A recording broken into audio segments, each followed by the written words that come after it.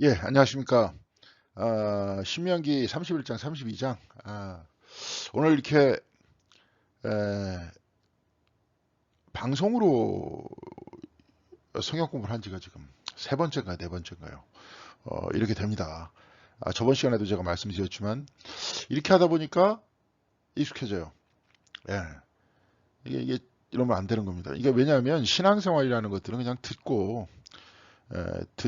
여기에 대해서 뭐 그렇구나. 그러면서 이게 넘어가면 이게 이제 나중에 인터넷에서 우리가 교회를 다니지 않아도 유튜브라든지 그 다음에 어, 인터넷에서 이제 들었었던 그 내용들을 그냥 취합하고 우리가 거기에 대해서 뭐 괜찮다, 좋은 말씀이다, 뭐 듣다, 뭐 이렇게 이제 이야기하는 거하고 이제 다를 게 없잖아요. 예. 신앙생활이라는 거는 요번 주에 이제 제가 저 주일날 성경 말씀 특별히 이제 요한복음에 있는 그 말씀도 보니까 헬라인들이 예수님을 찾아와요. 찾아와서 예수님 만나 뵙기를 원하는데 예수님께서는 그들에게 삶과 죽음, 십자가와 부활에 대한 말씀을 하시거든요. 그러니까 이제 우리가 그 얘기가 뭐냐면 한참 이제 어, 지금 이제 서양에서 유행하는 말 중에 하나가 있는데 뭐냐면 나는 종교적이 아니라 자기는 영적이다. 이 말은 뭐냐면 어, 굉장히 자기가 성숙해 있다 이 말이 아니라 나는 교회 다니지 않지만 굉장히 예수는 나 좋아한다. 그리고 성경 말씀 좋아하지만 교회 다니지 않는다. 뭐 이런 얘기입니다. 예, 이제 그래서 그거를 아주 좀 고상한 표현에서 뭐냐면 I'm not religious.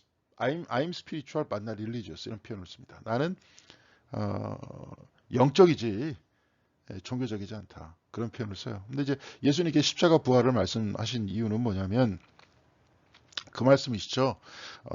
제자에 관계된 말씀입니다. 제자. 예, 예. 주님의 제자. 예. 제자가 될 수 있느냐? 우리가 지금 제자 되려고 교회 다니느냐? 사실 최초에 어떤 예수님을 따르던 그 모든 사람들은 교인이라는 그런 개념이 없었죠. 제자들이라 그랬죠. 제자. 모두 다 주님을 따르는 사람들이었습니다. 지금도 마찬가지예요. 2000년 전에 예수님께서 십자가를 지고 가셨는데 그 십자가 뒤를 따르는 사람이 누구냐? 우리라는 거예요. 시간과 공간이라는 것들은 이제 더 이상 의미가 없습니다. 신앙 안에 2000년 전에 일어난 사건 속에 내가 지금 없었다 얘기하지만 우리는 성경책을 보면서 그 사건이 곧 우리의 사건이 되는 거잖아요. 네. 성경에 있는 말씀이 역사적 사실을 두고 얘기한 책이 아닙니다. 성경은 역사책이 아니에요. 역사책을 기록해서 있는 그대로 기록해갖고 뭐 모든 세상에 그런 역사책 없습니다.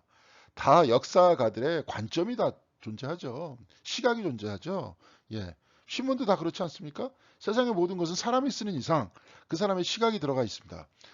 이 성경책도 마찬가지예요. 신명기 사가가 이야기했었던 이야기가 다르고, 그러니까 쉽게 얘기해서 출애굽기에서 나왔던 내용을 신명기가 나중에 다시 한번 이야기를 해주는 거거든요.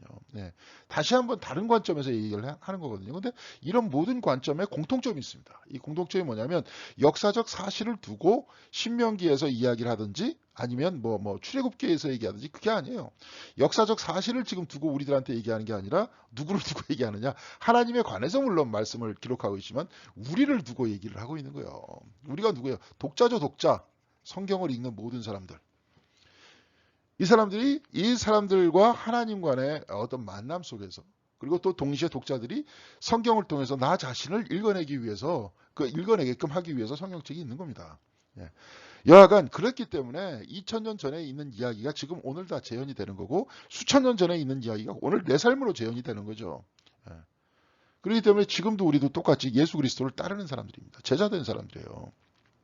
그래서 제가 볼 때는 이것도 빨리 이제 방송은 나중에 이제 뭐 방송이 계속 될 수도 있겠죠. 사람들한테 여러 가지로 서비스를 할 수도 있겠지만은 제가 볼 때는 예수 그리스도를 따르는 사람 서로가 만나서 서로를 위로하고 서로의 신앙적인 하나의 어떤 지금 현재의 단계들을 공유하면서 앞으로 서로가 좀 조언도 해주고 좋은 책도 우리가 서로 나눠서 읽고 말씀을 읽고 기도를 하다 보니까 가지고 있었던 자기의 체험도 나누고 이러면서 우리가 점점 깊이 들어가는 거죠. 우리 말로만 뭐 내 자신의 문화적 생활을 위해서 교회가 있어.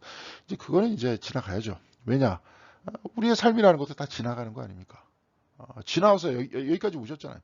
예, 우리 모두가. 그러면 궁극적으로 우리가 가야 되는 건 뭐냐? 아까 주님께서 그런 사람들한테 예수님을 찾아온 헬라 사람들한테 말씀을 하셨더니 뭐예요? 삶과 죽음에 관한 얘기죠. 삶은 곧 이걸로 다 끝납니다. 죽음으로 다 끝나게 돼 있어요. 죽음을 바라본 사람들, 가까이 있는 그 모든 사람들의 죽음을 바라본 사람들.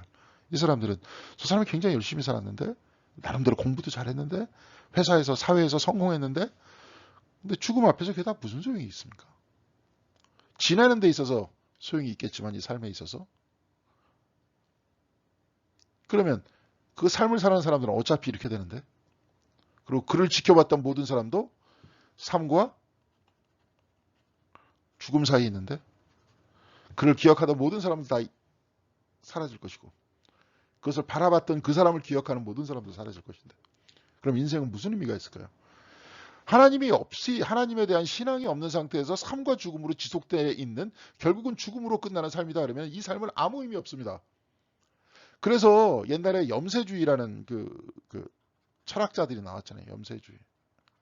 의미 없으니까 어떻게 하냐. 자살하자. 인간은 죽음을 선택할 수 있으니까. 아무 의미 없는 이 삶을 왜 사냐. 이렇게 되는 거죠. 네. 그래서 이게 염세주의 같은 경우에는 일종의 실패한 종교인들이죠. 실패한 신앙인들입니다. 하나님을 찾기 실패한 신앙인들이 염세주의로 빠지죠. 아니면은 그 이 삶이라는 것들은 그럼 그냥 우린 다 복잡한 거 이런 거 생각하지 말고 지금 현재에 있어서의 뭐예요? 쾌락을 즐기자. 뭐 이걸 좀 고상하게 표현해서 뭐 니체 같은 경우에는 끊임없이 뭐 자기 자신의 의지를 통해서 현실을 벗어나자. 네. 그래서 끊임없이 의지를 가지고 이겨내자 삶을. 그러면서 현재 자체는 영원하다. 이걸 영원회귀라는 표현을 쓰는데 그것도 다 마취제죠.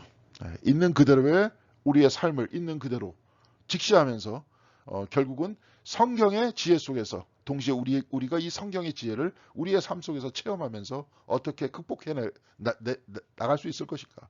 극복해 나가는 것은 뭡니까? 믿음 아니에요. 믿음 아니겠습니까? 이 믿음을 가지고 우리가 현실을 이겨내면서 하나님의 약속의 미래를 붙들고 어떻게 갈 거냐. 그리고 오늘 말씀을 이렇게 쫙 읽어보니까 하나님은 미래에만 계신 것이 아니라 너희들과 동행한다 이런 표현을 씁니다. 동행하시는 하나님 동시에 또 여기서는 뭐 너희들의 반석이고 너희들을 낳으셨고 너희들을 지으셨고 우리의 생명의 근원이 되시고 동행하시고 미래에서 우리를 이끄시는 약속의 하나님. 우리는 이를 믿고 간다. 이게 신앙인들이죠. 세상은 그냥 뭐 현재의 어떤 영원한 속에서 쾌락주의에 빠지든지 결국은 삶에 대해서 깊이 생각해 보니까 아무 의미 없다는 염세주의에 빠지는 바로 그 삶인데 우리는 뭐예요? 하나님과 동행하는 삶을 사는 거예요. 하나님과 동행하는 삶을 살기 위해서 여태까지 교회는 어떻게 했습니까? 모임이 있었잖아요. 모임이 모여야 됐어요. 네. 그 가운데에서 성령께서 내려오셨다, 임재하셨다는 것을 우리 모두가 체험해야 되는 거죠. 그러면서 성령 안에서 하나 되는 것. 우리 겉으로는 맨날 그냥 서로 다르니까 그렇죠. 다르니까 서로에 대해서 얘기하다 보면 그 얘기가 뭡니까? 그냥 재미있다. 그래갖고 얘기할 수는 있어요. 뭐 다 자유니까. 근데 그것이 남들한테 또 상처를 입히고 좁은 커뮤니티 내에서 금방 그 얘기가 돌지 않습니까? 근데 그런 겉으로에 드러난 인간의 겉모습이 아니라 인간의 속사람의 모습. 하나님에 의해서 창조됐다. 태초에 하나님이 천지를 창조하셨다. 예, 그래서 우리는 하나님으로부터 왔다. 여기서는 하나님이 반석되시고 근원 되신다. 생명의 근원 되신다. 그러면 우린 모두가 무슨 뜻입니까? 그건 하나님 안에서 여러 명이라는 겁니까? 하나라는 거죠. 하나라는 거잖아요. 하나님 안에서 하나임을 깨닫는 것, 하나임을 믿고 붙드는 것, 이것이 진정한 신앙인의 모습이겠죠. 이게 진짜니까. 나머지 겉으로 드러나는 건 다 가짜고, 이따가 다 사라질 거고. 여러분의 몸뚱아리 다 사라질 거잖아요. 그리고 다 장례식 때마다 보시잖아요, 서로. 자, 이제 그런 겁니다. 그렇기 때문에 우리가 그냥 여기서 이렇게 보기 좋네 이렇게 해가지고 아름답네 뭐 좋은 말씀이네 이렇게 하고 넘어가는 게 신앙생활이 아니라는 겁니다. 이제 그렇게 거기에 익숙해져 있지 마시고 지금은 어쩔 수 없이 궁여지책으로 이렇게 여러분들과 영상을 통해서 만나지만 이제는 서로 열심히 모여서 모이는 이유는 뭐냐? 우리의 신앙생활을 깊이 하기 위해서 더욱더 주님의 참된 제자가 되기 위해서 그렇죠? 거듭나기 위해서. 그래서 모이는 겁니다. 이제 그런 모임들을 위해서 기도해 주시는 여러분들이 다 되시기를 바라겠습니다. 신명기 31장에서 32장 봤는데 이제 신명기의 법전은 다 끝났습니다. 신명기 법전은 12장에서부터 28장까지 그리고 여기서도 이제 말씀을 드렸지만 신명기에서 가장 중요한 말씀 아마도 이제 이스라엘 신앙에서 가장 중요한 말씀이 신명기 제6장에 기록되어 있는 여호와 하나님은 한 분 하나님이시다. 너희들의 마음과 뜻과 힘을 다해서 하나님을 사랑해라. 이 한 분 하나님을 사랑하는 것에 대한 구체적인 삶의 모든 그 어떤 규례와 규칙 이 모든 것들이 뭡니까? 율법이죠. 그게 신명기 율법이었던 겁니다. 이게 이제 이스라엘 사람들이 생각했었던 거예요. 그래서 이 율법을 따라 가지고 살면서 한 분 하나님을 고백하며 살자. 이것이 이제 이들에게 있어서 아까도 얘기했지만 근원 되시고 동행하시고 미래로 이끄시는 하나님과 같이 사는 삶이다. 그리고 영생하는 삶이다. 이제 이렇게 이야기가 되는 거죠. 근데 이제 그 율법 이후에 이제 그 31장, 32장은 모세의 또 노래가 있어요. 뒤에. 그 율법을 그냥 끝내는 게 아니라 노래로 계속 부르게 하면서 그걸 잊지 않게 하는 거죠. 몇 번 말씀드렸지만 이스라엘 신앙에서 가장 중요한 것 중에 하나가 뭡니까? 색깔을 달리해서 가장 중요한 게 뭐예요? 기억이죠. 기억. 기억입니다. 끊임없이 기억해내는 거예요. 그러니까 너희들을 뭡니까 애굽에서 고생하던 너희들을 해방시켜준 구원해준 나를 잊지 마라 그런 얘기잖아요. 그걸 기억해라. 그래서 그 백성들한테도 또 그 다음 후손들한테도 기억시키고 끊임없는 이 기억 속에서 나중에 진짜 이스라엘이라는 나라가 사라졌는데도 불구하고 자기의 기억 속에서 그렇죠? 자기의 기억 속에서 하나님을 잊지 않고 민족의 언어까지도 잊지 않고 살아왔었잖아요. 이제 그런 그 모습들을 한번 지켜보자는 거죠. 근데 여하튼 이런 모든 어떤 그 기억을 율법화시키고 거기에 대한 후기를 얘기했고 모세의 노래까지 얘기하면서 계속 말로 노래하면서 한 분 하나님을 찬양하고 기억하는 이 삶이 곧 신앙생활이다. 우리들도 마찬가지죠. 찬송가 왜 부릅니까? 말씀 짤막짤막한 말씀 왜 외웁니까? 우리의 삶 속에서 입술로 마음으로 고백하면서 그런 영적인 신앙생활을 살기 위해서 그랬던 거잖아요.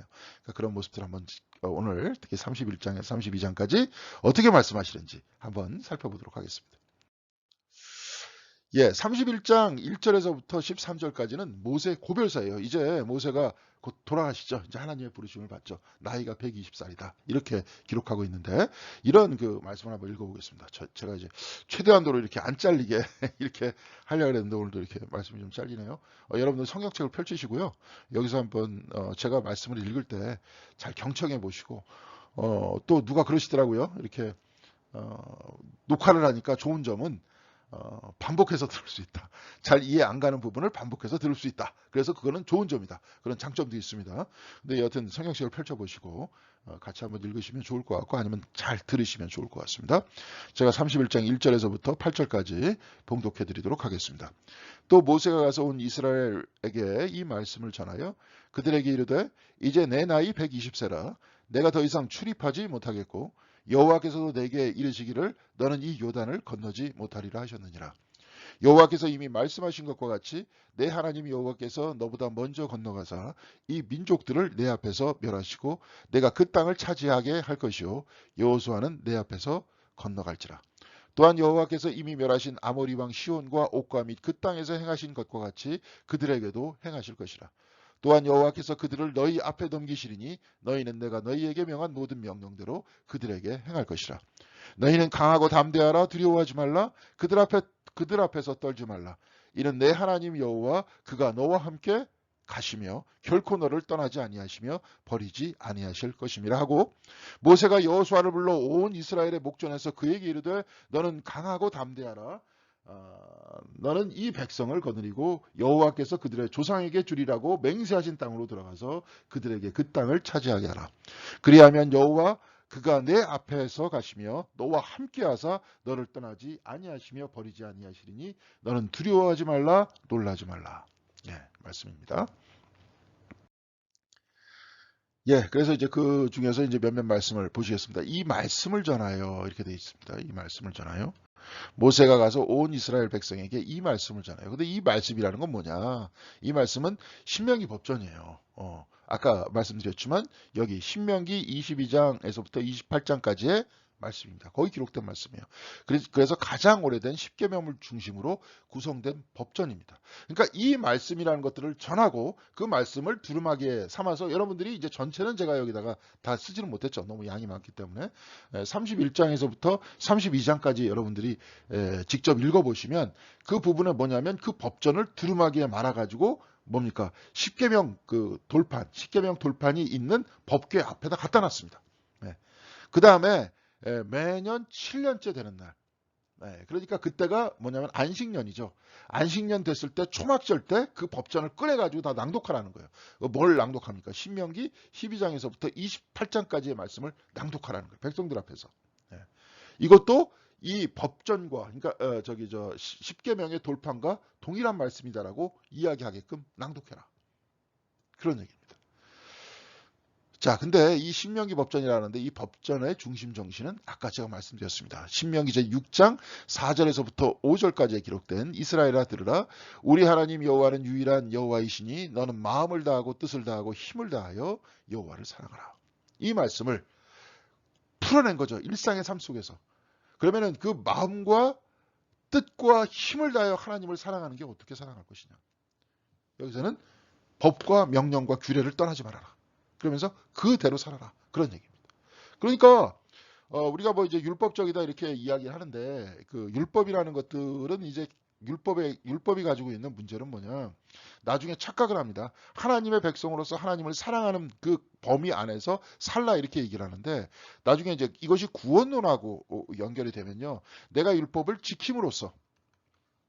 지킴으로 구원받는다. 이런 문제가 된다는 거예요. 그러니까 우리를 구원시켜 주시는 분은 하나님이신데 내가 율법을 지킴으로 구원한다. 그러면은 거기에 대한 주도권은 하나님한테 있습니까? 나한테 있습니까? 내가 지킴으로 구원받는다 그러면 나한테 있게 되는 거죠. 그게 이제 바울이 여기서 비판을 했던 겁니다. 그게 아니다. 네가 지켜서 네가 구원하는 게 아니라 하나님께서 구원하시는데 하나님께서 구원하시는 방식은 뭐냐면 하나님께서 인간이 되어서 내려오셔서 십자가를 지시고 너희를 위해서 죽고 동시에 부활하셨고 바로 그 은혜로 말미암아 너희들이 구원을 받는 것이다. 그렇죠? 그 죽음은 대속의 죽음이다. 우리들이 죽어야 되는데 너희들이 죽는 것이다. 뭐 이게 이제 이 죽음이라는 것들은 이제 그 어떤 얘기입니까? 이제 어떤 영적인 얘기죠, 영적. 그러면 우리는 왜 죽냐? 그러면 죽잖아요. 좀 이따가 시간 지나면. 그럼 우리 죽으면 안 되는데 왜 죽냐? 이제 그런 형태의 겉사람의 죽음이 아니라 영혼의 죽음이죠. 영혼의 죽음이라는 건 뭡니까? 죄잖아요, 죄. 죄라는 건 뭐예요? 하나님과 분리된 거예요. 하나님과 분리되는 것이 곧 죽음이고 영면 아닙니까?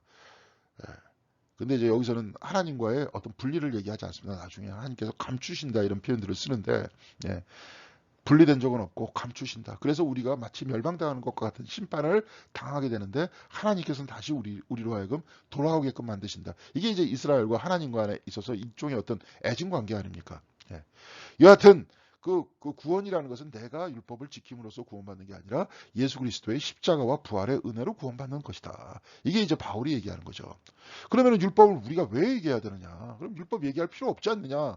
아니 그냥 하나님의 은혜로 구원받는데 우리가 왜 하느냐? 이거는 뭐예요? 일상을 살아가는 삶에 관한 이야기입니다. 삶. 금방 좀 이따 죽지 않으실 거 아니에요? 예? 바로 죽으실 겁니까? 아니면 삶을 사실 겁니까? 구원이 아니라 하나님의 백성으로 어떻게 살아야 되는지를 이야기하고 있다는 거죠. 이게 나중에 이제 누구하고 연결되느냐면 웨슬리하고 연결돼요. 웨슬리는 이 율법을 지켜나가는 삶의 모습을 어떻게 표현했느냐? 성화라고 표현했어요. 성화라고 이렇게 이야기하는 이유는 뭐냐면 습관이에요. 우리가 자꾸 죄에 빠지는 습관을 가지고 있어요. 습관을 고쳐나가는 거죠. 구원의 주체는 누굽니까? 하나님입니다. 그래서 내가 습관을 고쳐나가서 더 이상 동일한 형태의 죄를 반복하지 않도록 하려고 하는 거죠. 그게 이제 웨슬리가 이야기했던 성화인데 그 성화를 이렇게 이야기한 이유가 뭐냐. 이거 맨날 뭐 하나님께서 구원해 주시니까 나는 뭐 그냥 아무것도 안 해도 돼. 어떻게 생각하십니까? 여러분들. 아니 뭐 하나님께서 구원해 주시는데 내가 뭐 이런 걸 지켜 그냥 안 해도 돼. 하나님이 은혜롭고 자비로우시고 사랑이 많으시기 때문에 내가 뭐 죄 한두 번 짓는 거 그거 용서 못 해주시겠어?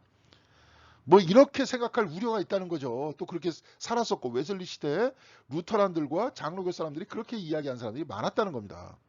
그러니까 거기에 대한 반성으로 웨슬리가 성화를 이야기하는데 이 성화라는 거는 이제 나중에 사실 어디서부터 온 신앙이냐면 동방정교회에서부터 온 신앙이에요.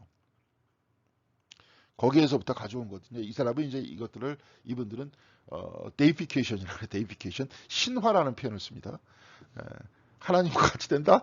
이걸 이제 나중에 설명을 하기 그건 뭐 이단적인 그런 얘기가 아니라 인간을 떠나서 하나님 안으로 들어가는 거죠.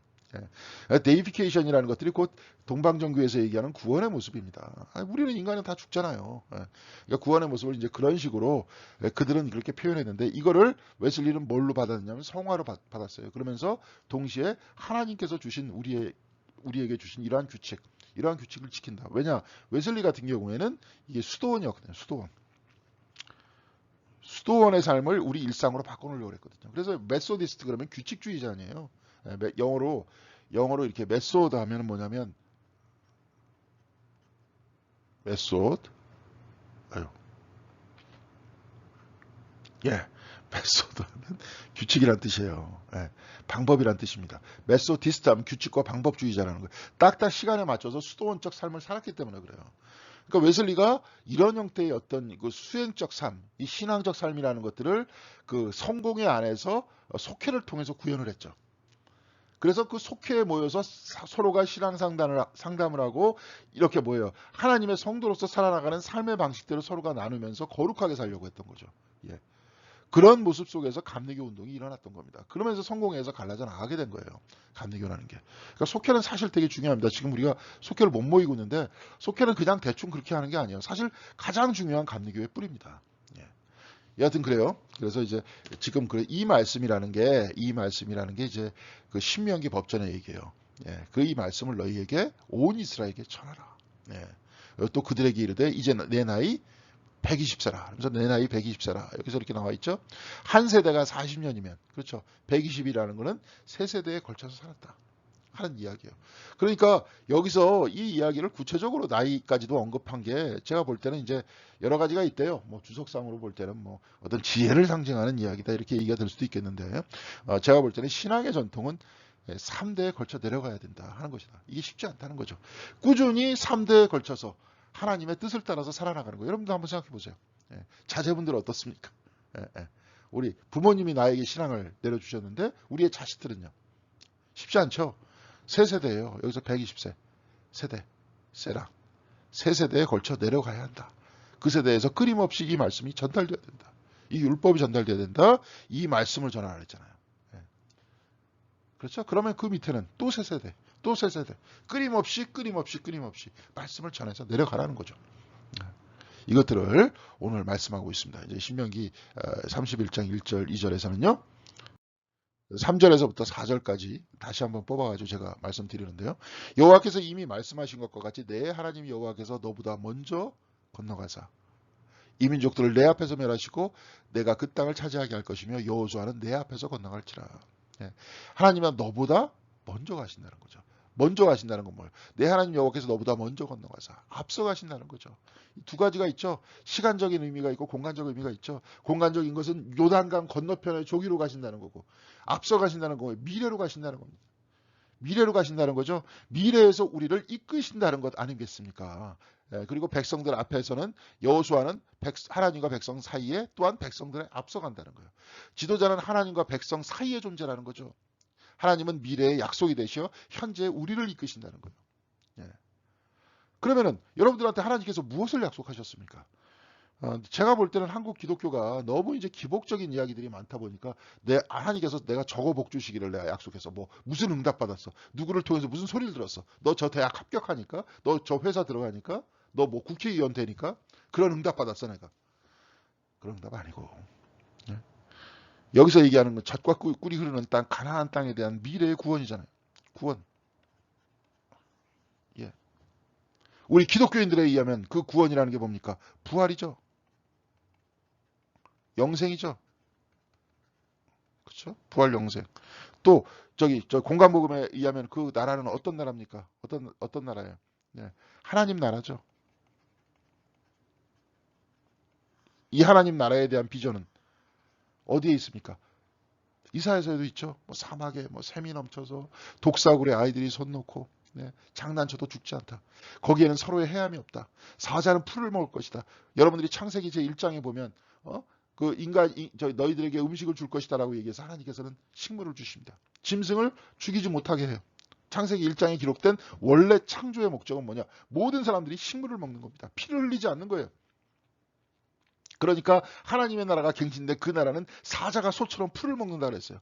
해함이 없는다 그랬습니다. 모든 피조물들이 상생하는 바로 그 사회, 그 세상, 그것이 곧 하나님의 나라다. 이 비전이 미래에 대한 약속이고 우리의 영생의 약속이라는 겁니다. 바로 여기에 이것이 우리를 이끌어 나간다는 거죠.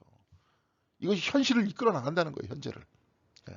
우리는 그 비전을 가지고 산다는 거예요. 그러면 기독교인들이 가지고 있는 궁극적 미래의 비전은 뭡니까? 평화 아니에요. 평화. 그렇죠. 구체적으로 평화의 나라 아닙니까? 서로 해함이 없는 나라. 그럼 우리는 어떻게 살아야 돼요? 그러면 이 평화의 나라를 향해서 살아야 되는 거 아닙니까? 지금 현재는 이 나라를 향해서 살아야 나가는 나의 뭐예요? 신앙의 과정이죠. 길이죠. 예, 그게 곧 무슨 생활이에요? 예, 그게 신앙생활이고. 요즘에는 신앙생활이라는 말 대신에 영성생활이라는 표현을 쓰지 않습니까? 스피리추얼러티라는 표현을 쓰지 않아요? 예, 그런 삶을 살려고 가는 겁니다. 그러니까 우리는 세상하고 별로 세상적 삶이 추구하는 방향하고는 거기는 내가 몇백억을 벌기 하기 위한 그런 미래 비전을 가지고 그것이 나를 이끈다. 이게 세속적 삶이겠죠. 신앙적 삶이라는 것은 영생과 하나님 나라의 평화의 나라를 향해서 우리가 나아간다는 거예요. 거기로 하나님께서 앞서가신다는 거예요. 그 약속이 되셔서 현재 우리를 이끄신다는 겁니다. 이것이 희망이 될 수도 있겠죠. 그렇죠? 네. 자, 그래서 또한 여호와께서 멸하신 아모리 왕 시온과 옥감이 그 땅에서 행하신 것과 같이 그들에게 행하실 것이다. 이 역시도 뭐예요? 행하실. 그거 뭐예요? 아모리 왕 시온과 시온 왕 옥과 및 그 땅에서 행하신 것과 같이 이거 뭐예요? 하나님의 백성을 적대한 거 아니에요? 우리가 영생과 하나님 나라와 평화의 나라를 향해서 나아갈 때 하나님께서 앞서 나가시면서 결국은 이 세상에서 그것을 방해하는 나라를 없앨 것이다. 어떤 악의 나라, 파괴의 나라를 없애실 것이다. 예.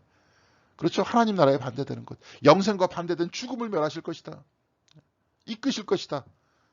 자, 그래서 앞서 나가신다는 자리나 공간에서 행하실 미래의 시간을 뜻하는 말이라는 거죠. 그래서 하나님은 저 앞에 계시고 또한 미래에 계세요. 저 앞서 나가시고 저 앞에 저 장소에 계시고 동시에 저 앞에 미래의 시간에 계세요. 현실이란 앞을 향해 달려가는 장소예요. 앞을 향해 나아가는 장소라는 거예요. 미래의 약속이 성취되는 과정입니다. 신앙이라는 건 성취의 과정이에요. 예. 여러분들은 그래서 영생이라는 것도 어떻게 봐야 돼요? 아, 나 기도 응답 받았어. 이게 뭐예요? 영생에 대한 확신을 받았어. 이 이야기죠. 하나님 나라의 평화의 비전을 내가 받았어. 이 얘기가 돼야 되는 거예요. 나 저 회사 들어가서 나 돈 수천만 원 버는 내가 응답을 받았어? 내가 명예를 얻는 내가 응답을 받았어? 이게 아니고요. 이게 아니고요. 제발. 네. 그래서 미래의 약속이 성취되는 것, 신앙이란 불확실한 현실에 넘어 미래의 약속을 믿고 나가는 겁니다. 그래서 일생 나가는 거죠. 일생 나가는 겁니다. 우리는. 그렇죠? 그런 나라가 이제 주님께서는 뜻이 하늘에서 이루어진 것 같이 이 땅 위에서 이루어지시옵시며 주기도문 하잖아요. 하나님 나라가 이 땅 위에 이루어지게 하옵시며 이 미래가 현실로 치고 들어오게 하옵시며 라고 표현하죠. 여기서도 비슷하게 얘기합니다. 하나님이 미래에 계시지만 너와 동행할 것이라. 그러니까 여기서 아까도 얘기했죠. 아까도 한번 성경책 읽어보시면 기억하실 겁니다. 두려워하지 말라 담대하라. 하나님 너와 함께 하신다. 함께 하신다는 믿음은 미래로 이끄는 믿음이기도 하지만 주님께서 말씀하신 하나님 나라는 주기도문에서 말씀하시는 그 이야기 뭡니까? 뜻이 하늘에서 이룬 것까지 이미 이루어졌어요. 저 위에. 하나님 나라는 다 이루어졌습니다. 여기서 이루어지게 하옵시며 이런 뜻입니다. 그러면 우리는 현재와 미래를 향해서 이렇게 나아가는 거죠. 이 땅에 하나님 나라를 이루면서 동시에 우리는 완벽하게 못 이루죠. 구원하시는 은총을 내려주시는 분은 하나님이시니까. 동시에 우리는 그 땅에 이 나라를 이루기 위한 삶. 동시에 미래의 약속을 향한 삶. 그래서 현재와 미래가 그렇게 구성이 되어 있잖아요. 좀 아까도 이제 좀 이따가도 말씀드리겠지만 하나님은 우리의 근원이 되시고 그런 대신 하나님을 믿고 현재 하나님 나라를 이 땅에 세우고 동시에 미래 그 나라를 향해서 나아가는 것. 나중에는 치고 들어오는 주님의 재림까지도 나오지 않습니까? 이게 우리의 시간이에요. 주님께서 치고 들어오세요 또. 그러면서 바로 이 현재 안에서 하나님 나라를 이루신다는 거죠. 자, 우리는 이 시간 안에 살고 있기 때문에 이 시간 안에서 무르익으면서 사는 거예요. 그냥 아무 이유 없이 그냥 살든지, 아니면 그냥 뭐 잘 먹고 잘 살려고 살든지, 그리고 경쟁하면서 살든지, 그리고 죽으면 나 잘 몰라 그 이후에는, 그렇게 별 대책 없이 사는 것이 아니라 이렇게 사는 겁니다. 이게 이제 신앙인들의 삶이다 하는 것들을 보여주고 있는 거죠. 자, 그래서 여기서도 이제 미래의 삶 속에서 이제 현재의 삶으로 아까도 얘기했지만 이야기되고 있는데요. 너희는 강하고 담대하라, 두려워하지 말라. 어떻게 두려워하지 마냐? 네가 힘 있으니까 두려워하지 말라. 강하고 담대하라. 그게 아니죠. 그들 앞에서 떨지 말라. 이는 내 하나님 여호와가 여호와 그가 너와 함께 계시며 결코 너를 떠나지 아니하시며 버리지 아니하실 것입니다. 강하고 담대하라, 두려워하지 말라. 그들 앞에서 떨지 말라. 이는 내 하나님 여호와 그가 너와 함께 가신다. 강하고 담대한 이유는 하나님께서 함께 가시기 때문에 강하고 담대하라는 거예요. 하나님께서 함께 가시는 거 우리가 어떻게 알아요? 그러니까 이게 뭡니까? 믿음이죠. 이게 믿음입니다. 그래서 하나님은 눈에 보이지 않으세요. 그런데 이 말씀을 통해서 하나님께서 우리와 함께 하신다. 지금 가나안을 건너간다. 모세라는 지도자가 사라진다. 동시에 그러니까 막 겁나고 막 싱숭생숭하다. 근데 모세가 함께 했던 게 아니라 사실은 여태까지 누가 이끄셨던 겁니까? 광야에서. 하나님이 이끄셨던 거 아니에요. 하나님. 예? 하나님이 이끄셨던 거 아니에요. 그러니까 강하고 담대하라. 그런 거예요. 하나님이 보이지 않으니까 연약하고 어린 백성들을 통해서 모세라는 지도자를 세워주시고 지금 여호수아라는 지도자를 세워주시는 것뿐이죠. 근데 여호수아가 인도하고 하나님이 인도하는 게 아니라는 겁니다. 여기서 착각에 빠지죠. 모세와 여호수아를 마치 하나님과 같이 여기게 되죠. 그래서 모세가 십계명을 받으려고 시내산으로 올라가서 그들 눈에 보이지 않으니까 이들이 금송아지를 만들잖아요. 이게 인간의 한계라는 거죠. 눈에 보이지 않는 하나님을, 눈에 보이지 않는 약속을 붙들고 현재를 극복하면서 나아가는 바로 이 믿음. 이 믿음이라는 것은 대단히 힘들다는 겁니다. 그래서 여기서 지도자들을 세워주시는 거죠. 근데 여러분들은 이 말씀을 보고 말씀으로 위안을 삼으세요. 너는 강하고 담대하라. 결코 떠나지 않는다. 내 힘으로 담대하라는 것이 아니라 하나님이 함께 하시니 담대하라. 여러분들 모두 마찬가지입니다. 하나님이 언제 한번 여러분들을 떠나신 적이 있습니까? 예수님께서 누가복음에서 말씀하시듯이 머리털까지 세신다 그랬잖아요. 머리털. 네 머리털까지 다 세신다. 지금 너희들과 그 정도로 가까이 있다. 너희들보다 너에게 더 가까이 있다. 여러분들이 머리털 세십니까? 한번 세보세요. 몇 개나 될까? 예? 몇 개나 될까 한번 세보세요. 여러분 다 모르잖아요. 셀 수도 없고 머리 있는 걸 어떻게 셉니까? 하나하나. 다 뽑을 수도 없고 다 깎아버리고 다 깎아버려서 세면은 세월 다 가죠. 어떻게 세겠습니까? 불가능한 겁니다. 불가능한 건데 하나님께서는 가능하세요. 왜? 우리보다 더 가까이 있기 때문에. 우리에게 생명을 주세요. 우리는 우리 자신한테 생명을 줄 수 없어요. 우리가 해봐야 할 수 있는 건 먹고 운동하는 것밖에 없어요. 근데 뭐 잘 먹고 운동해도 뭐 생명이 나한테 있습니까? 호흡은 내가 줍니까? 그렇지 않잖아요. 자, 그래서 강하고 담대하래요. 특별히 이제 지금 제가 호흡 얘기했지만 창세기 2장 7절에 아담의 코에 생기를 불어넣으시죠. 그래서 생명이 되시죠. 생명이 되게 하죠. 하나님께서. 그러면은 뭐예요? 호흡하는 순간 하나님께서 너와 끊임없이 같이 있는 거 아니에요. 우리와. 하나님이 없이는 우리는 그냥 진흙과 같은 흙과 똑같은 그럼 뭐예요? 무기물에 불과할 뿐인데. 하나님께서 생명 주셔서 지금 여기 있는 거 아니에요. 생명 주시고 끝나는 게 아니라 지금도 계속 생명 주고 계시잖아요. 그거 기억하라는 겁니다. 그거 의식하라는 겁니다. 그래서 하나님은 미래에서 현재를 이끄시며 아니라 이끄시며 지금 나와 동행하세요. 미래에 이끄시고 미래에도 계시고 지금 나에게도 계세요. 그래서 우리가 이제 기독교적 삼위일체적 개념으로 얘기하면 이끄시는 하나님을 성부라고 한다면 같이 가시는 하나님을 성령이라 할 것이고 또는 여기서는 제가 빠졌지만 그래서 구원하시는 하나님 나중에 보니까 구원과 이스라엘에서는 구원과 창조를 같은 말로 사용을 했어요. 그러니까 구원하시는 하나님 곧 창조하시는 하나님, 창조하시는 하나님 곧 구원하시는 하나님이에요. 일체적이죠. 그러니까 이스라엘을 뭐예요? 바로한테 꺼냈다. 동시에 거기서 광야에서 꺼냈다. 광야라는 그 뜻은 뭐냐?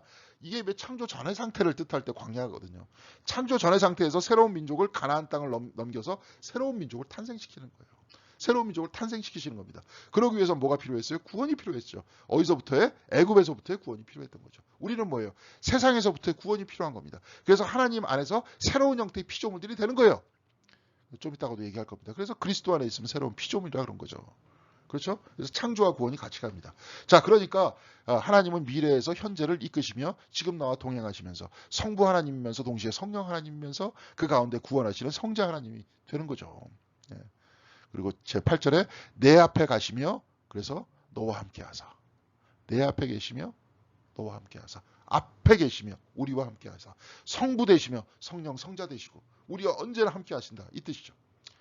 자, 이렇게 입술로만 고백하고 머리로 그렇구나 이렇게 하지 말고 이게 뭐예요? 가슴에 닿아야 됩니다. 그때 되면은 진정으로 내가 여기서 안 떠나는 거예요. 그리고 진짜 여기서 두려워하지 말라 그랬는데 우리가 입술로는 두려워하지 않겠습니다. 하나님 따라가겠습니다. 이렇게 얘기하다가 머리에 딱 닿으면 여기서 어떻게 되는 겁니까? 진짜 안 두려워하게 되는 거죠.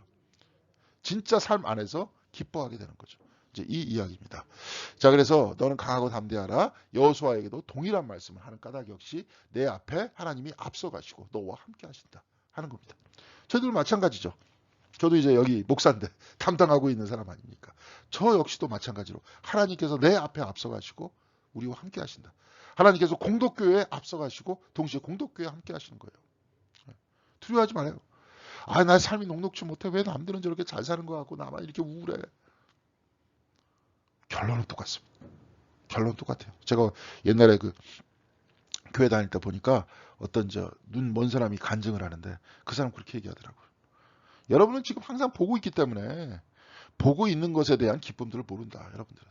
나는 보지 않는 눈이 먼 사람이기 때문에 나는 보는 것에 대한 뭐예요? 내가 신앙이 있다. 비전이 있다. 근데 바로 그때는 장님의 눈이 열릴 것이라 그랬다. 나는 바로 그때 나는 여러분들보다 더 기뻐할 거다. 왜? 여러분들은 맨날 보기 때문에 보는 것에 대한 감사함이 없는데 나는 그때 여러분보다 적어도 하나는 더 감사할 수 있다. 이렇게 말씀하시더라고요. 이게 다 뭡니까? 신앙이잖아요. 이게 신앙이 그를 이끄는 거잖아요. 네. 그런 얘기입니다. 그러니까 당당하게 살죠. 네. 당당하게 살죠. 자, 그런 얘기입니다. 자, 그래서 이제 모세의 노래가 이렇게 쭉 나와요. 네, 모세의 노래. 이제 노래를 계속 부르면서 이제 이것들을 외웠는데 이게 사실은 옛날에 이제 이게 모세의 노래가 31장 14절에서부터 32장 44절 굉장히 길어요. 근데 이거를 다 어떻게 했다는 겁니까? 그때 당시의 사람들은 노래니까 암기했다는 거예요. 대단하죠. 예. 지금은 우리가 컴퓨터도 있고 이것도 있고 저것도 있기 때문에 암기 안 합니다. 암기 안 해도 뭐 컴퓨터 안에 딱 틀면 다 나오는데요. 뭐 우리가 더 외울 필요가 뭐가 있습니까? 우리나라 옛날 교육이 다 무슨 교육이었어요? 암기하는 교육이었잖아요. 잘 외우는 사람이 공부 잘하는 사람이 있잖아요. 예? 쉽게 얘기해서 제가 볼 때는 지금 현대의 공부라는 건 분석인데 과학이잖아요. 과학이 뭐 외울 필요가 뭐 있어요? 분석하는 거지. 예? 도식이야. 외우려고 하는 도식이야. 책에 있고 컴퓨터 안에 있는데 그걸 분석하면서 논리적으로 따져나가는 거죠. 뭐 인문학도 마찬가지입니다. 논리예요. 한마디로. 논리에. 논리라는 건 뭐예요? 일관성이잖아요. 그리고 일관성이 앞뒤가 틀리면은 수학에서도 도식이 틀리면은 답이 잘못 나오잖아요. 규칙에 따라 가지고 분석하는 거죠. 따지는 거죠. 근데 우리는 이게 요 교육만 시켰단 말이에요. 지금 이게 참 필요 없잖아, 이게. 네. 자, 그 모세의 노래는 이제 그래서 그때 옛날이니까 다 암기했다는 거죠. 예, 다 외웠다는 거예요. 서론격 이 노래는 당시 우리나라의 판소리와 같이 하나의 찬트예요. 뭐 옛날 이스라엘은 지금 뭐 우리가 이게 노래에 따라 갖고 우리는 지금 쭉 읽고 있지만 구약 성경을 읽을 때 하나의 찬트였거든요. 이렇게 오오 그러면서 이렇게 읽어요. 쭉 읽을 때 옛날 어른들 한번 여기서 이제 우리 이거 들으시는 분 중에서 어르신들 중에서 옛날 어른들 시조 읊으시는 거 기억하시면 됩니다. 청산 이런 식으로 해가지고 여기서는 이제 이스라엘이 특별히 시편에 있는 모든 말씀 이런 말씀들을 이런 식으로 찬투로 이렇게 쭉 읊었었던 거죠. 네. 특히 하나님께서는 회막 앞에서 사람을 만나세요. 하나님의 현현 장소는 무서우죠. 하나님은 어디에든 다 계시죠. 그렇지만 우리 어떻게 만나야 된다는 거예요. 이스라엘의 신앙 속에서 우리의 정성과 경건을 통해서 만나야 된다. 거룩하신 분이니까. 특히 구약 성경의 신앙은 뭐예요? 계속 뭐 목욕하라, 뭐 씻쳐라, 정결 예식이라 해요. 정결. 왜냐? 정결 예식이 나오는 이유는 거룩의 신앙이기 때문에 그렇습니다. 거룩함의 장소에서, 정결의 장소에서 우리의 정성을 다해서 우리가 누워서 뭐 하나님의 말씀 막 읽고 물론 이제 그럴 수도 있습니다. 뭐 말씀 읊지 않고 그냥 얘기하는 건 좋은데 마음대로 눕고 뭐 그냥 어디서 뭐 이렇게 옆에서 팔베개 하면서 대충 말씀을 그런 식으로 접근하지 말고 말씀을 읽을 때는 항상 경건한 자세로. 네. 한번 그렇게 해보세요. 여러분들 둘 다 한번 비교해 보세요. 대충 이렇게 누워가지고 그냥 성경 말씀 여호와는 나의 목자 한번 그런가 보다 이렇게 보는 것과 앞에 딱 펼쳐놓으면서 여호와는 나의 목자시니면서 경건한 마음으로 그 성경을 읽을 때 그 마음에 와닿는 그게 얼마만큼 차이가 있는지 그건 여러분들이 잘 아시죠. 예. 예, 그러라는 겁니다. 근데 그 앞에서 이제 만나 주시는데요. 예, 먼저 31장 16절에서부터 19절까지의 말씀 읽겠습니다. 이제 오늘 이렇게 말씀을 읽는 그 내용도 거의 대부분 모세의 노래가 차지하고 있는 부분도 뭐냐면 신명기서 6장에 기록되어 있는 말씀과 같이 마음과 뜻과 정성을 다해서 하나님 사랑해라. 그런 내용을 중심으로 하나님만을 사랑해라. 그런 내용입니다. 시간이 많이 갔기 때문에 빨리빨리 읽겠습니다. 또 여호와께서 모세에게 이르시되 너는 내 조상과 함께 누우려니와 이 백성은 그 땅으로 들어가 음란히 그 땅의 이방신들을 따르며 일어날 것이요 나를 버리고 내가 그들과 맺은 언약을 어길 것이라. 내가 그들에게 진노하여 그들을 버리고 내 얼굴을 숨겨 그들에게 보이지 않게 할 것인즉 그들이 삼킴을 당하여 허다한 재앙과 환란이 그들에게 임할 그때 그들이 말하기를 이 재앙이 우리에게 내림은 우리 하나님이 우리 가운데 계시지 않은 까닭이 아니냐 할 것이라. 또 그들이 돌이켜 다른 신들을 따르는 모든 악행으로 말미암아 내가 그때 반드시 내 얼굴을 숨기리라. 그러므로 이제 너희는 이 노래를 써서 이스라엘 자손들에게 가르쳐 그들의 입으로 부르게 하여 이 노래로 나를 위하여 이스라엘 자손들에게 증거가 되게 하라. 그러니까 이제 여기까지는 노래가 아니라 노래겠죠. 서론의 노래겠죠. 서론의. 이게 앞에 이제 앞부분의 노래죠. 그래서 이제 여기서 다시 한번 또 보겠습니다. 여호와께서 이렇게 쭉 그 땅으로 들어갈 때 음란이 그 땅의 이방신들을 따르며 일어날 것이요 나를 버리고 내가 그들과 맺은 언약을 어길 것이다. 음란이 그 땅의 이방신들 내가 그들과 맺은 언약 이제 이 두 가지를 보겠습니다. 이방신들은 눈앞에 보이는 거라 그랬죠. 왜냐 이 우상은 뭐예요? 우상 사람의 너희들의 손으로 깎아 만들었다 그래요. 손으로 깎아 만들었다. 누가 만들었습니까? 내가 만들었죠. 하나님은 나는 누가 만들었어? 하나님이 만들었죠. 그러니까 나의 근원과 생명의 근원 대신 하나님을 섬기는 게 아니라 네가 만든 거로서 섬기는 거죠. 근데 눈앞에 보이는 거라 그랬죠. 예. 그 언약은 또한 미래의 것이라 그랬어요. 미래의 것. 그렇죠. 여기서 내가 그들과 맺은 언약. 언약은 뭐예요? 약속이잖아요. 약속은 지금 이루어진 겁니까? 안 이루어진 거죠. 미래에 있는 거죠. 보이지 않는 거죠. 예. 보이지 않는 것을 향해서 나아가는 게 신앙이라 그랬잖아요. 근데 자꾸 눈앞에 있는 것들을 만들잖아요. 연약한 인간이니까. 예. 언약은 미래의 것이요. 이 노래에서 하나님은 하나님을 생명의 근원으로 그리고 미래의 언약으로 묘사하고 이방신은 눈에 비추어진 것이요. 그 행위가 음란한 거예요. 눈앞에 여러분 제가 망막이라 그랬더니 여러분 뭡니까? 비추어져 있는 것들을 섬기는 거 아닙니까? 이게 가장 정확한 걸로 알고 있지만 성경에서는 오히려 눈에 보이지 않는 미래의 약속이 하나님께서 그것을 약속하신 것이고 하나님께서는 그 장소에 계신다. 그리고 이 미래로 우리를 이끄신다. 이게 더 확실한 거다. 이렇게 얘기하죠. 이걸 믿고 따르는 것이 곧 뭡니까? 믿음이잖아요. 예. 눈앞에 보이는 거는 망막이죠. 계속 얘기하지만 이 펜이 여기에 들어오면 머리에 찔려갖고 죽죠. 그러니까 이 펜을 뭘로 보는 겁니까? 하나의 망막에서 사진같이 찍히는 거 아니야 이게. 여기 얘 눈에. 그래서 그 눈에 있는 것들을 전기 신호를 통해서 뇌로 전달해가지고 보게 되는 거죠. 근데 그건 또 뭐예요? 우상은. 또 내가 만든 거고. 여러 가지로 바깥에 있는 것들은 그냥 하나의 상일 뿐이고. 그렇죠? 여기도 상일 뿐이고. 진짜가 아니고 상일 뿐이고. 그리고 또 이 진짜라고 만든 것도 내 손으로 만든 거고. 현혹하는 거죠, 일종의. 예. 그래서 그것이 행위가 음란하다 뭐 이런 이야기들은 잘 아시겠지만 그 바알 신전 안에서 이들이 행위했었던 그 음란한 행동을 얘기하는 겁니다. 근데 그들이 돌이켜 다른 신들을 따르는 모든 악행으로 말미암아 내가 그때 반드시 내 얼굴을 숨기리라. 내 얼굴을 숨긴다. 하나님이 안 계신 것이 아니라 숨겨진다. 내 얼굴이 숨겨진다. 계시나 감추어지신다는 거죠. 그래서 하나님은 숨겨져도 우리를 떠난 거예요, 떠나지 않은 거예요? 안 떠난 거죠. 숨겨진 졌던 것뿐이에요. 숨겨졌을 때 나타나는 문제는 뭐냐면 재앙이 일어나는 거예요. 신앙인들에게는 하나님이 떠난 것이 아니고 숨겨진 것이고 그 이유는 이방 신들을 따르는 악행으로 나타나나 그러면은 환란과 재앙이 따를 때는 어떻게 해야 되는 겁니까? 다시 하나님께로 가야 되는 거죠. 다시 미래의 언약과 약속을 붙들어야 되는 겁니다. 다시 신앙을 회복해야 된다는 거예요. 그러니까 재난도 나중에 더 분석해 보면 재난이라는 게 뭐예요? 재앙이라는 게. 예? 이것도 하나님의 은총이 될 수 있겠죠. 왜 은총이에요? 가짜를 따르는 게 아니라 진짜 우리의 근원 대신 하나님을 따르게끔 하는 신호기 때문에. 그렇죠? 그러니까 여기 그 우리 영성의 전통 속에서 어둠의 길이라는 전통이 있어요. 어둠의 길. 오히려 이러한 재앙과 아픔 안에서 하나님을 거꾸로 찾는 거죠. 이것도 역시 하나님의 은총이라는 것들을 발견할 수 있는 겁니다. 자, 그래서 하나님을 미래에 약속 속에서 우리를 이끌고 나가시고 우리와 동행하신다 하면서 같이 가는 사람들은 그 어떤 일들이 다 벌어져도 다 뭡니까? 어떤 어둠의 길들이 있어도 다 뭐예요? 하나님의 은총이 되는 거예요. 이래도 은총, 저래도 은총. 이래도 감사, 저래도 감사합니다. 그런 사람이 돼야 되는 거죠. 그게 신앙인들의 모습인 거죠. 자, 그 다음 보겠습니다. 자, 그러면서 32장 1절에서부터 4절, 5절까지 보겠습니다. 하늘이여 귀를 기울이라. 내가 말하리라. 땅은 내 입의 말을 들을지어다. 내 교훈은 비처럼 내리고 내 말은 이슬처럼 맺히나니 연한 풀 위에 가는 비 같고 채소 위에 단비와 같도다. 내가 여호와의 이름을 전파하리니 너희는 우리 하나님께 위엄을 돌릴지어다. 그는 반석이시니 그가 하신 일이 완전하고 그의 모든 일이 정의롭고 진실하고 거짓이 없으신 하나님이시니 공의로우시고 바르시도다. 그들이 여호와를 향하여 악을 행하니 하나님의 자녀가 아니요 흠이 있고 삐뚤어진 세대로다. 이런 얘기입니다. 자, 하늘과 땅이라고 이제 하늘이여 귀를 기울이라. 땅은 내 입의 말을 들을지어다 이렇게 나와 있는데 하늘과 땅은 고대 사회의 증인의 위치입니다. 예. 그러니까 왜냐? 자기가 몰래 나쁜 짓을 해도 하늘과 땅은 다 알고 있잖아요. 그들이 증인이라는 거 아니에요.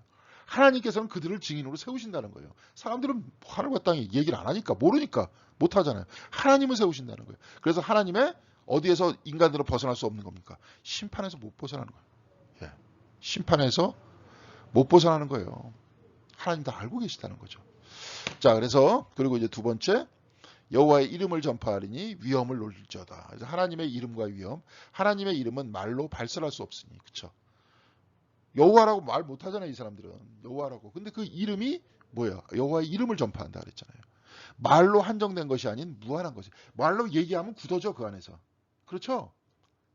말로 발설하지 못하는 거예요. 무한한 하나님이라는 거죠. 그래서 이름을 전파한다 그러면 역설적으로 무한하신 하나님을 전파한다는 거예요. 그래서 그 무한한 하나님의 위엄이라는 건 뭐냐? 여기서 반석이시니 이렇게 얘기했죠. 무한하시어 반석, 곧 기반이 되신다는 거예요. 우리의 생명의 근원이 되시는 저 뒤에 나올 겁니다. 여기서는 뭐예요? 여호와를 행하여 악을 행하여 하나님의 자녀가 아니요라는 표현을 쓰죠. 자녀, 하나님 우리의 생명 근원이라는 거 아니에요. 당신은 완전과 정의, 공의와 바름이시라는 거예요. 하나님은 신실하시고 미쁘시다는 거죠. 그렇죠? 그러니까 우리 눈앞에 보이는 그 모든 것들이 진짜고 미쁜 게 아니라 우리 미래에 있는 미래에 약속하신 하나님이 미쁘시다는 거죠. 무슨 말씀인지 아시겠죠? 예.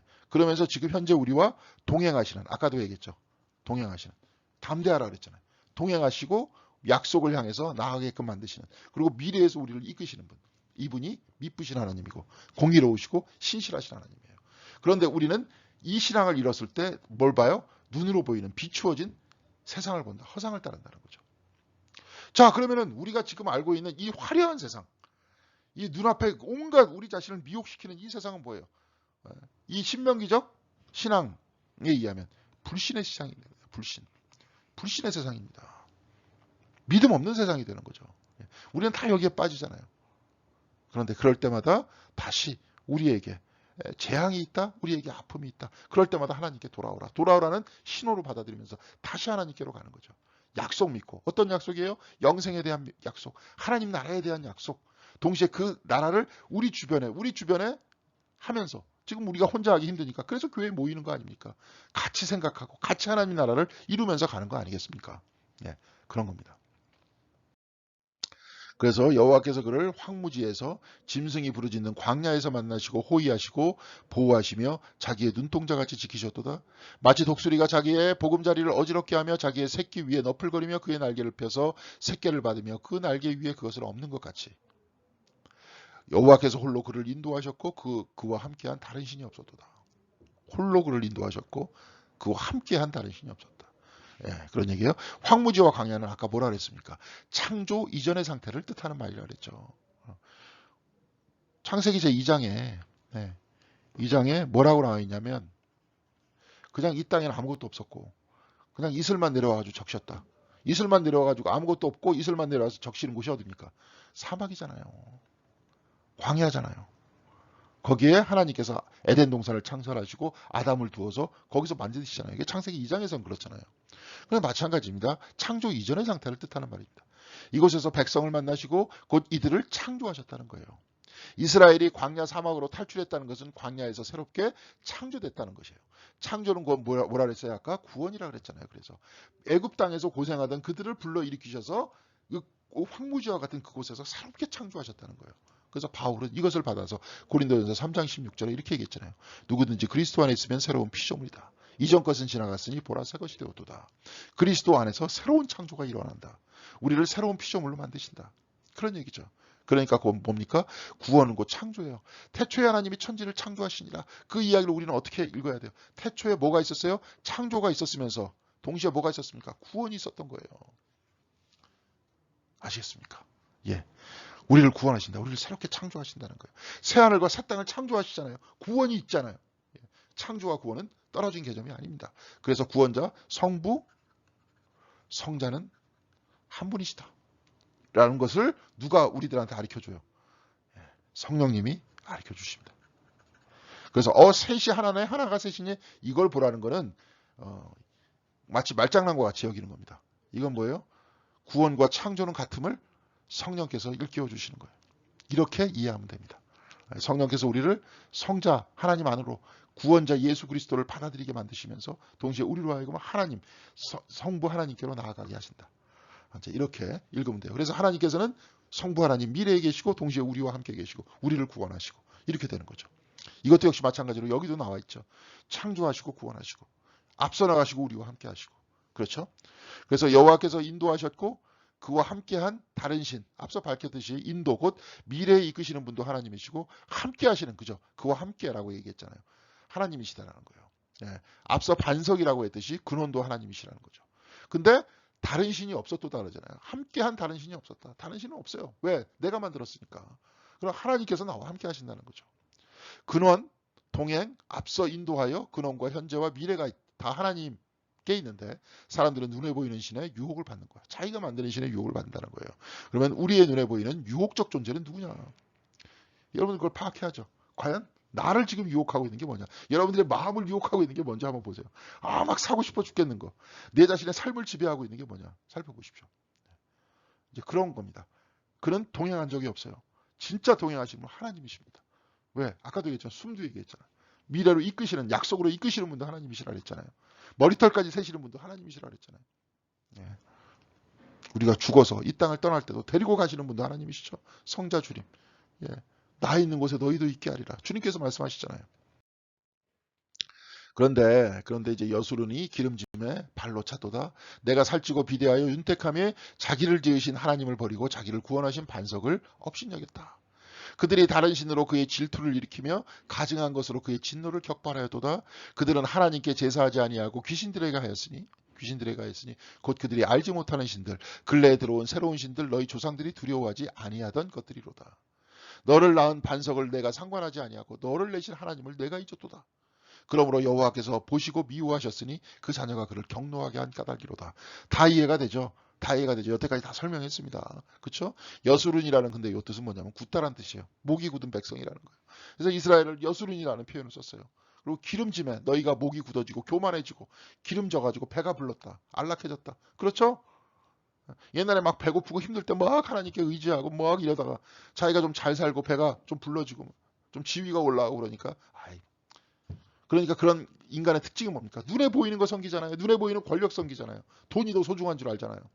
지금의 심리하고 똑같습니다. 100%. 이걸 통해서 우리를 읽어야 되는 거예요.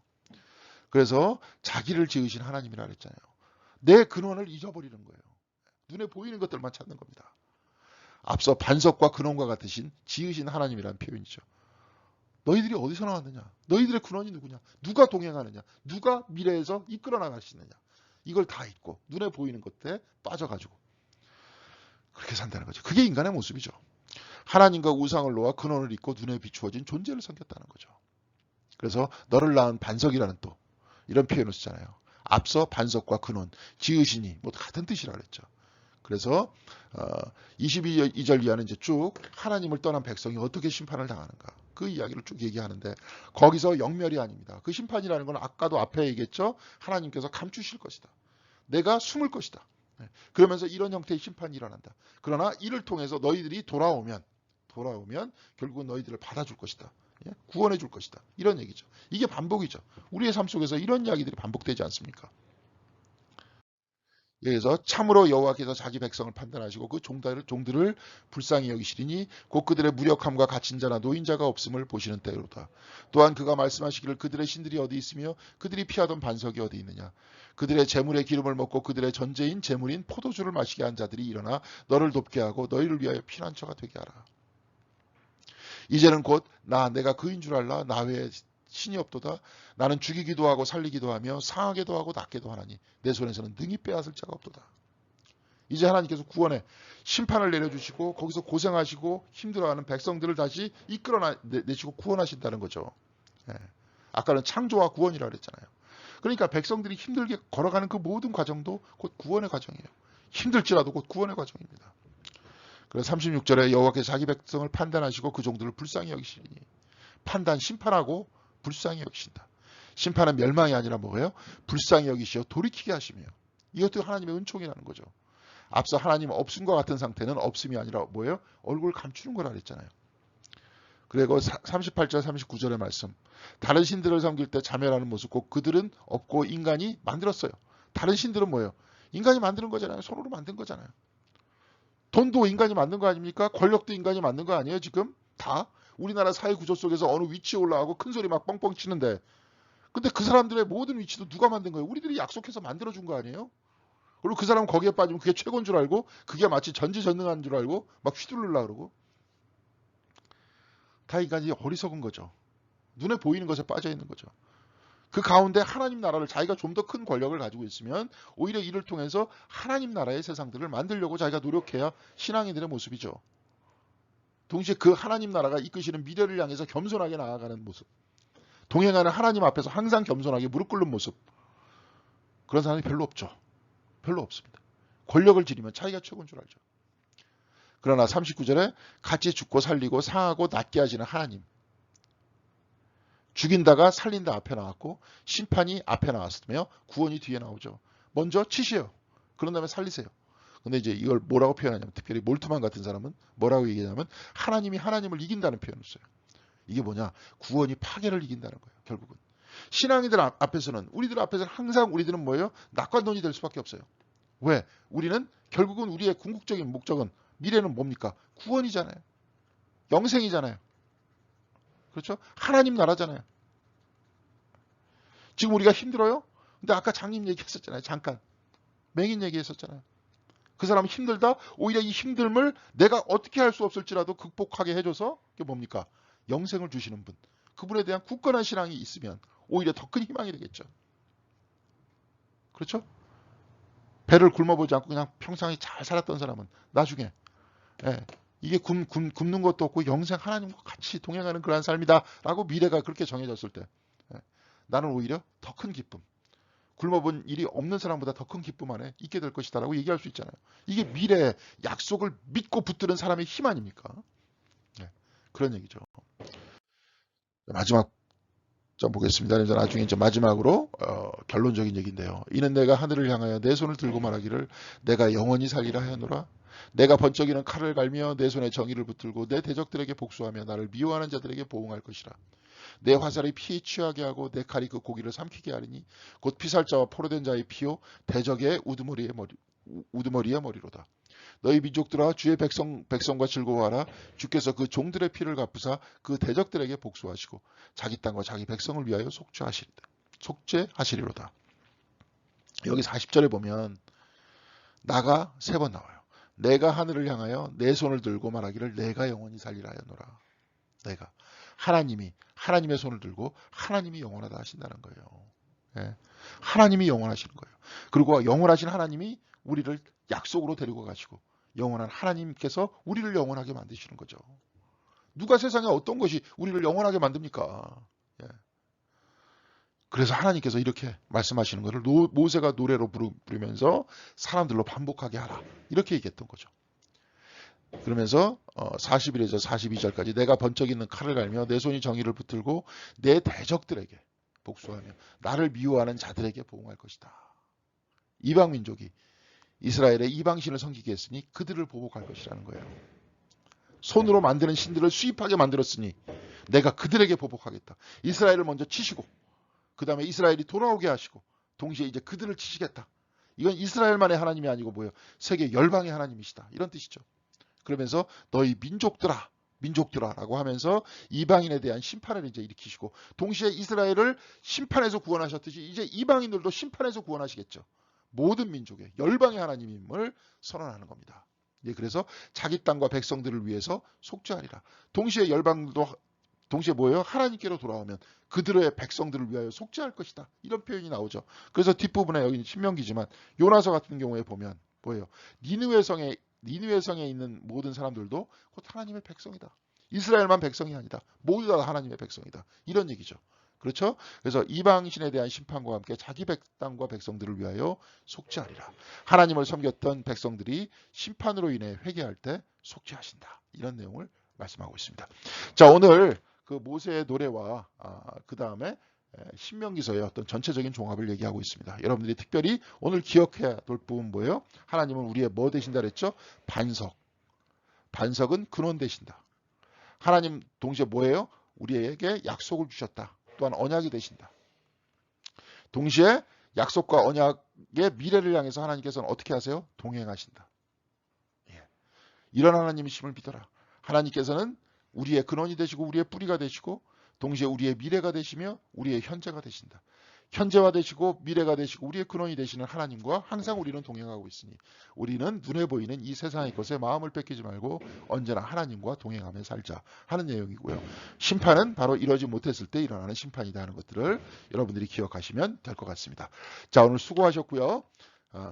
하루빨리 우리가 서로 대면하면서 서로 위로하면서 같이 말씀을 배우는 그날을 서로 기도하면 좋을 것 같습니다. 감사합니다. 예, 기도하시고 마치겠습니다.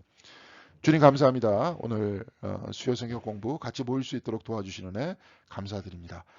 우리가 하루빨리 대면 예배를 볼 때까지 서로가 서로에게 도움이 될 때까지 서로를 위해서 기도해주고 서로가 하나님 나라를 향해서 나아갈 때 그들을 위해서 기도해주고 또한 그들을 이끌어주는 바로 그 날이 속히 올 때까지 우리가 항상 주님의 약속 또한 주님의 구원, 주님께서 우리에게 주시는 희망을 붙들고 현실을 극복하며 이겨낼 수 있는 신앙인들이 다 될 수 있도록 인도하여 주시옵시고 바로 이렇게 기도드리는 이 힘도 하나님께서 주셨고 나와 동행하시는 분도 하나님이심을 항상 고백하고 나중에 궁극적으로 우리 가슴에 체험하는 한 분 한 분이 다 될 수 있도록 주여 붙들어 주시옵소서.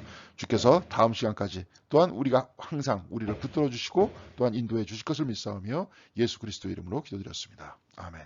자, 감사합니다. 수고하셨습니다.